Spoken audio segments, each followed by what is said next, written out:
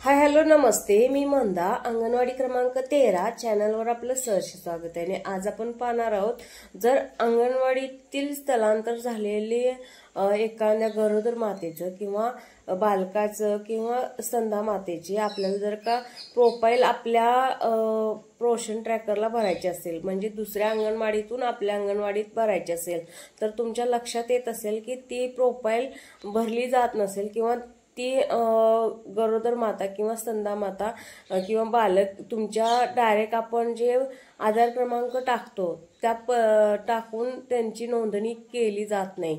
मग ह्यासाठीची मधली प्रोसेस आहे ती करणं कंपल्सरी गरजेचं आहे. त्यामुळे आपण आज ते पाहणार आहोत की मधली जी प्रोसेस आहे ती कशी पूर्ण करायची. त्यासाठी आपण आता नेक्स्ट व्हिडिओ पाहणार आहोत. तुम्हाला जर का माझी माहिती आवडत असेल, माझे व्हिडिओ तुम्हाला आवडत असतील तर प्लीज लाईक करा, शेअर करा, सबस्क्राईब करा. चला तर आपण नेक्स्टचा भाग बघूया.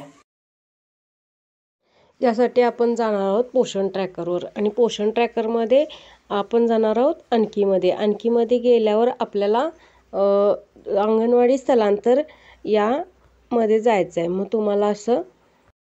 मग आपल्याला लाभार्थी शोधा असा एक ऑप्शन पुढे उभा राहील. मग त्यामध्ये आपल्याला त्या लाभार्थ्याचा जो अंगणवाडीमध्ये नोंदणी केलेला मोबाईल नंबर असेल तो मोबाईल नंबर घालायचा आणि त्याच मोबाईल नंबरवर तुम्ही एक 4 अंकी OTP येईल. तो OTP नंबर आपण इथं पडताळणी कोडमध्ये घालणार आहोत.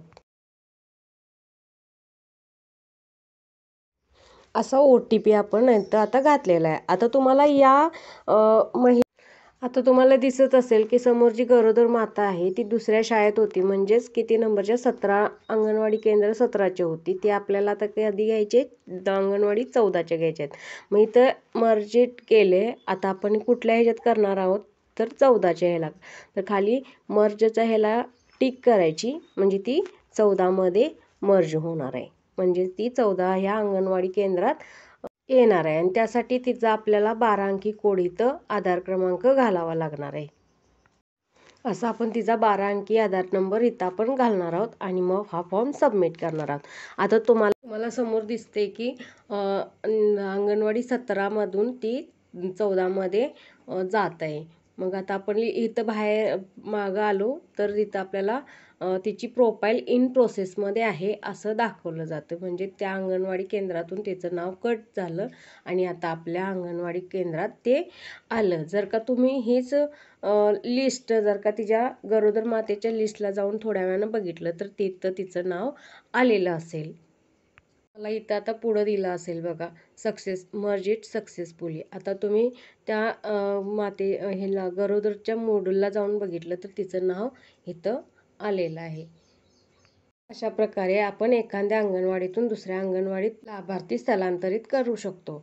कशी वाटली माहिती नक्की सांगा. आवडली तर लाईक, शेअर, सबस्क्राईब करा आणि संपूर्ण व्हिडिओ पाहिल्याबद्दल, ऐकल्याबद्दल धन्यवाद.